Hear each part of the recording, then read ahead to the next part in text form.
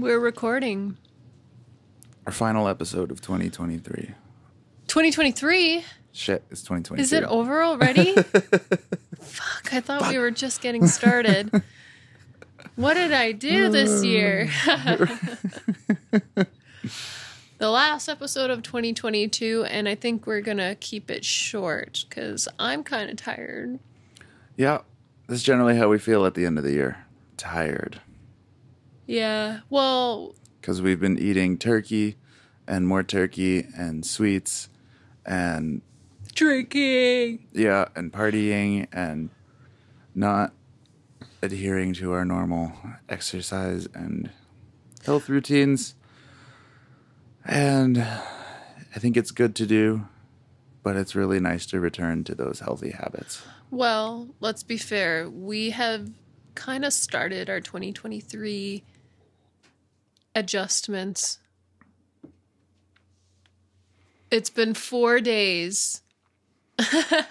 Yeah. 4 I know. days. We've been doing good. Yeah. I just mean that it's a lot of, what did I say? It's a lot of sinning to atone for. So, yeah, we thought we'd get started early just to give us a boost. So we haven't been drinking, haven't drank in 4 days, haven't smoked any weed. I've been doing yoga, although I am going to skip today because I'm just so exhausted. But there's tomorrow. Yep. And you need your rest days. Yeah, I'm not going to kick myself. Yeah. And it feels good to be rolling into 2023 with some momentum already going. Yeah, exactly. So it's not like, going into 2023 with a hangover, which makes it really hard to get started. Do they do a polar bear plunge here? I don't know, but they did it in Oyama. Really? Yeah. How cold was it then? I don't know. I never went. My parents used to go watch people. What? They didn't go in? No way. No, too cold. But yeah. That's anyways, funny. So what are we here for? Just want to say Happy New Year. We hope all the best for everybody. And, if you need help or inspiration, you can keep an eye out for us and everything that we're doing. And maybe that will encourage people to follow through with the same things we said we would do. Or something else. I don't know. Yeah, it's always refreshing. I find a lot of inspiration to go forward on my projects or to keep going with whatever improvements I want to make in my life by listening to somebody else. Even if they're not talking about doing the same thing, but they're talking about something they're doing and they just talk about the struggle they have and how they sort of stare that trouble in the face and say, fuck you, I'm doing my thing anyway. Mm-hmm. I don't know. That's the way that I get amped up, at least, totally. When I hear people kind of... And we have each other as well, which is a huge support. That is true. Mm-hmm. Another year together. Yay! Woo! I'm so excited! I love you. I love you. Hey, it will be coming up on a year in Calgary in a few months as well. That's true. That's pretty insane. I don't even know what to say. 2022 has just flown the fuck by. Yeah, it really has. But I'm excited. And I was putting together our little year-end recap video, and it really turned my moods around. I can get a bit bummed out, and I always feel like there's a bunch of stuff I need to do at, November and December, and I kind of have this internal fight all day, every day of wanting to just sit and do nothing and relax, or just be in that, absorbing phase of let's just, anyways. And then the other half of me wants to do things what do you call it? In running when you're supposed to lean forward at the end, sprint your hardest right at the end and lean forward and finish the year out like you would a run. I don't know.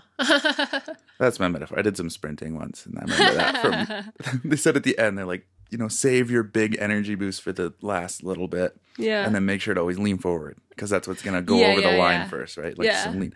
So I always feel like I got to do that towards the end of the year to go into next year. But I forget the differences in a run. You're done after that. Yeah. But when it goes into next year, it's like No, everyone's like, it's January, let's go. And if you've just No. spent all of your November and December pushing your hardest, man, you're gonna be You're exhausted. Yeah. No, I like the let's call it a fast walk right now, Yeah, it's like the slow down. What am I equating this to? Like if you're on a bike that's kind of going out of control down a hill and you jump off it, like you got to kind of jump off early, like run to slow it down. Like that cat. There's a video out there of a cat dreaming, and it's hilarious because it has like a nightmare, or it has a dream or whatever, and it looks like it's riding a bike, and then it all of a sudden crashes. It's so funny. It's so funny. Remember the one with the dog where it's running in his dream too? Yeah, but then it gets up and runs into the wall. Yeah, and they're like, what? Yeah. Oh, you know what? I love animal videos. They're so funny. Yeah, especially when they're goofy like that. Oh my god. Yeah. So. I don't think I finished my point there though. What was my point? You're talking about I was doing our year-end recap video and putting together all the clips of which, like, it's not even everything we did, but it's a good chunk of it. And seeing it all put together and remembering, I guess, all those great emotions and ups and downs and excitements and just fun moments together. It really just, I think I began to understand my exhaustion marks. It was like, oh my gosh, look at everything you've done. Yeah. No wonder you're exhausted. You've had a great fucking year. Done all this epic shit. Moved to a new province. Started like new lives from scratch. When did we release our first podcast? I would have to go back and look at that. Yeah. But I'm pretty sure it was before we moved. No. It was when we got here. When we got here? Yeah. Okay. But we recorded some stuff. Yeah, I can't remember when we started putting things out, though. Yeah, I want to say May. I think we got started on it pretty quick when we got here because that was a goal of ours. And so I think that so far so good. Yeah, it's been fun. And we have a special treat for you all next year. We're going to start bringing some guests. And friends. Pair of dinks and our friend. Blah, blah, blah. Or friends. Maybe it'll be 2 at a time. Yeah.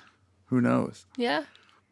But we're excited. We want to share more stories of those people that we love spending our time with. People who inspire us. People who, I don't know. Everybody's got something Honestly, interesting anyone to say. who's willing to come talk. Yeah, well, I mean, everybody has something interesting to say, and it's not like we're asking people to come on and, say something motivational or important. We just want to have conversations. Yeah. Well, it's interesting hearing other perspectives on life and other people's experiences and how they've managed to retain their gratitude and joy throughout whatever's been thrown at them. Totally. All right. And on that note, we're signing off here. Well, Chantel is. I'm gonna go. And I am going to read a bit about one of my most epic New Year's experiences. Was that English? Sorry, that sounded weird when I said it. Yeah. Epic New Year's experience. Okay. One of my most favorite New Year's experiences. I wrote about it because some stuff came up that brought that back to my forefront this year. And I'll explain that as I read it. Yeah. But anyways. But we couldn't do an episode with only one dink, so I made an appearance. The show is up here. Exactly. So, but I will leave you to it and enjoy this. What year did you do that? This was 2016 going into 2017. Oh. So it was a few years back. Yeah. But still. Okay. The highlight of my New Year's experiences. See all you new people next year. All right, and here we are. So, this is the story of the time that me and three other people hiked up to Elfin Lakes to camp in a snow cave for New Year's. I wrote this whole thing down this year because unfortunately one of the members of our group had passed away. So, I put together this whole story to share with his family along with a bunch of the pictures that I took on that journey. I was really proud of this trip because I think it's the most treacherous and daring mountaineering I've ever done. And it also has some of the most incredible photographs I think I've ever taken. And it was definitely the first time I felt I had taken pictures that looked professional. So there's a lot, I guess, of emotion wrapped into this. And now with Ethan's passing, it feels even more special because I don't know. He really helped me through this trip. So I was really sad to hear that he had left us. But without further ado, here we go. -3 degrees. Snow mode engaged, yelled our Argentinian driver as he pushed a button on the dashboard of the Jeep. A mild panic set in as he pushed his foot down on the gas pedal, jolting us forward in a burst of excitement along the narrow logging road that takes you up to the Elfin Lake trailhead. I sat in the back seat as one of 4 passengers on what would become an epic journey to hike 10 kilometers up Round Mountain and construct a snow cave to spend the night in. As the temperature dropped below zero, I began to reconsider what I had actually signed up for.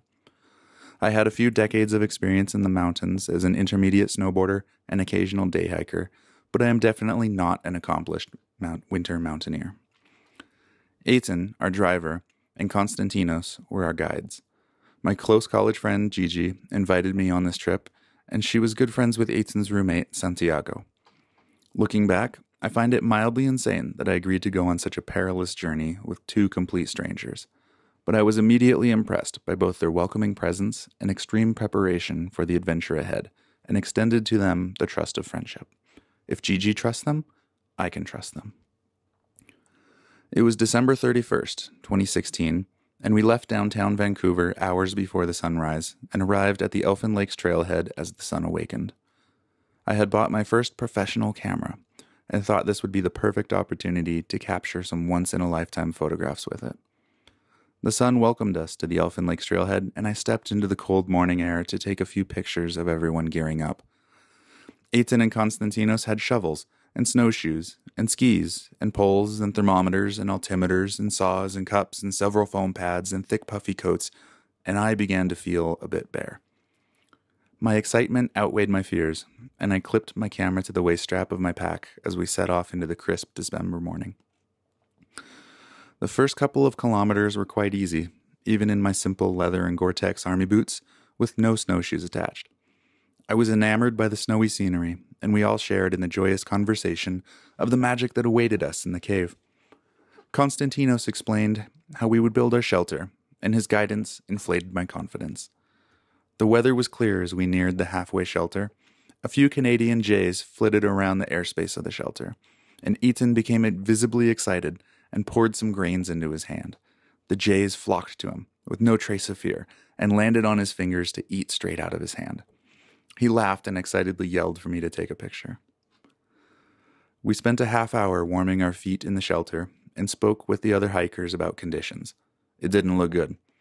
A storm was rolling in above us that promised whiteout conditions and an earlier loss of light than planned. We had to get moving if we hoped to build our shelter before the sun went down.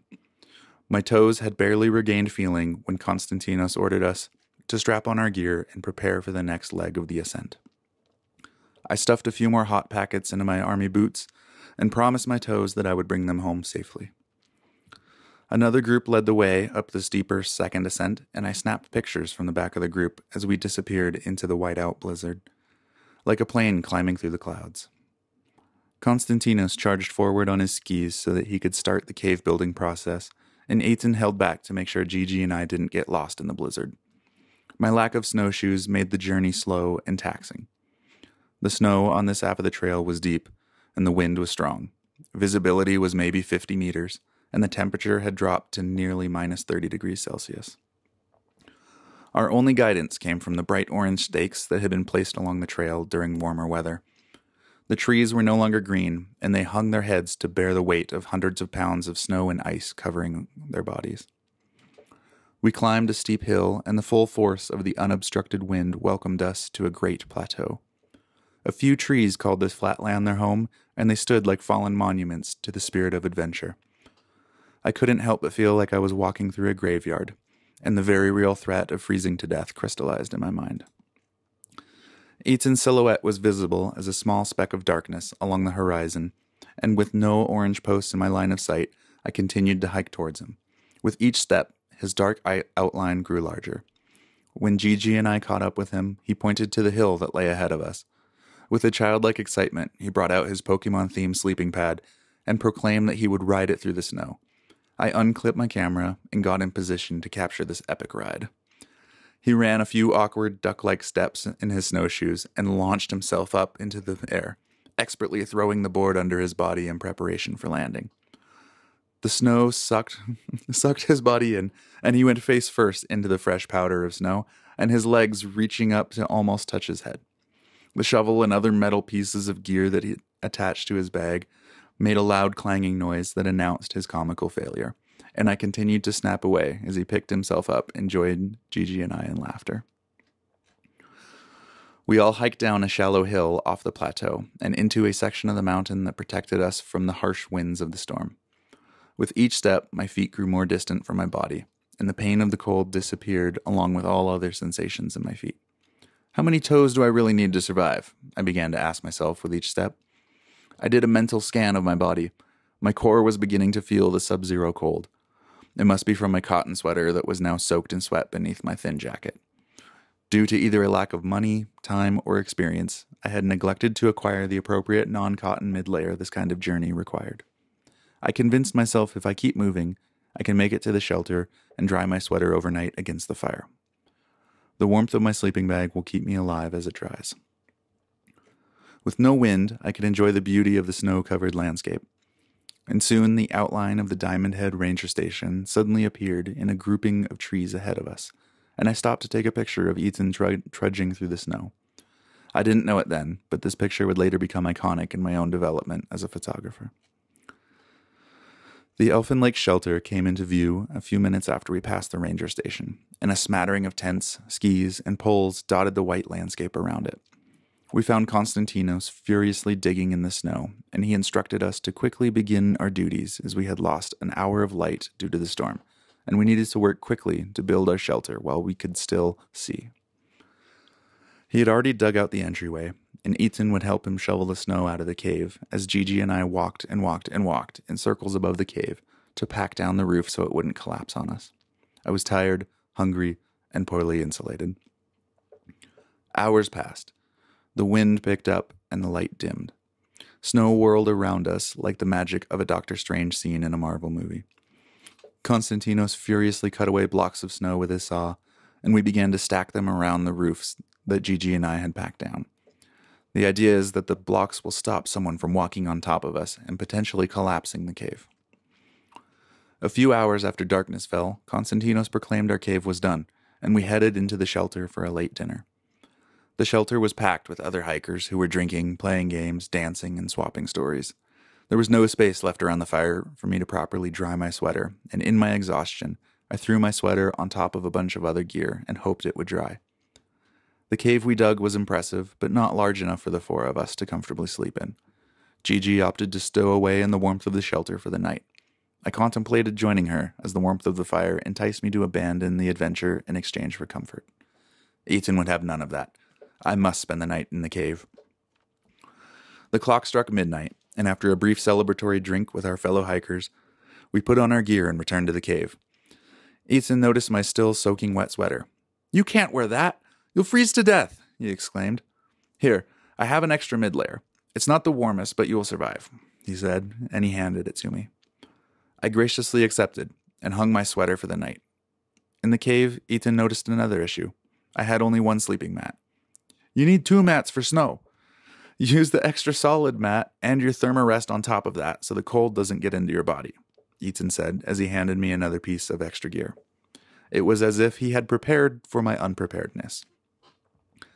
Konstantinos brought out a handful of tea light candles to light the cave and made us some hot chocolate on his stove. He put on some music from his phone, and the three of us shared this wonderful moment together, huddled on the side of the mountain before succumbing to our fatigue. A small flurry of snow woke me. At first I thought the cave was collapsing, and I tensed for a moment in anticipation. Nothing.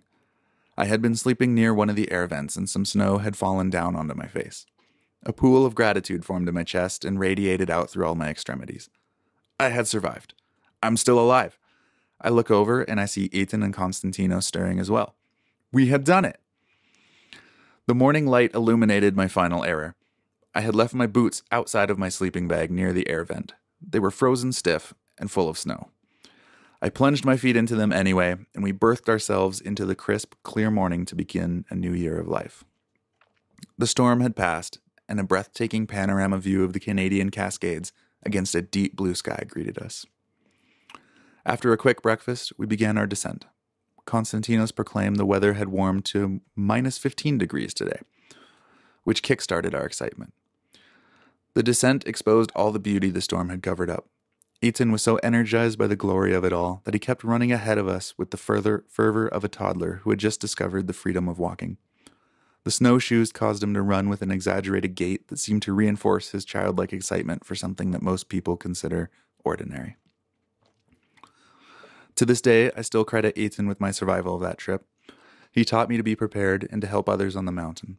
We must bring excitement and joy to the arduous work of climbing these desolate and hostile environments.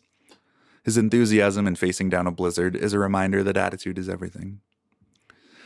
Years after this hike, I found myself again face to face with death after receiving a stage 2 lymphoma diagnosis in early 2020. During my post-chemo recovery, I started running, and Ethan's roommate, Santiago, had been posting videos of his daily runs, so Ethan and I met up one evening to go for a brisk January run around the seawall near their apartment. We ran from Charleston Dog Park all the way to, Elsha Point, near the Maritime Museum. At this point, we stopped to admire the view downtown and continue our conversation without the added burden of running. The whole run was a non-stop conversation about our lives, the pandemic, my cancer experience, and taking guesses on the meaning of life. Ethan pulled out his phone as we ran back toward his apartment and suggested that we record a video to send to Santiago, who was traveling at the time. Neither of us had eaten, and we stopped for a post-run meal at the legendary Noodle on Broadway, where our conversation dove deep into careers, purpose, and love. Both of us were very single at the time, and we talked at length about the loving partnerships we yearned to find in this life. The bill arrived, and Ethan insisted on paying. I agreed on the condition that I would pay for the next meal. We trudged up the hill to his apartment where my car was parked and hugged goodbye as I drove into the night back to Langley. This was the last time that I saw Ethan in person. Later that year, he responded to one of my Instagram stories, and he asked if I could shoot a portrait of him. I'd love to make that happen, I responded. Life happened, and we were never able to make that portrait sitting before I moved away to Calgary. I don't know what kind of portraits we would have made, but I'm sure it would have taken us on a grand adventure to some beautiful piece of the world. Ethan was no ordinary person. He possessed an extraordinary generosity and spirit that my camera could never fully capture and that my words will fail to express. He may be gone from this world, but he continues to live on in the pieces of his soul that are scattered across the world and the memories of those he shared himself with. It is a painful honor to carry the memory of others. This pain, however, is a reminder of the deep and true love that was once shared between us. And with that, go forth into your new years and find love, celebrate love, bring it on adventures, do those things you said you would always do, and just be you, and know that love will find you. All right, see you next year.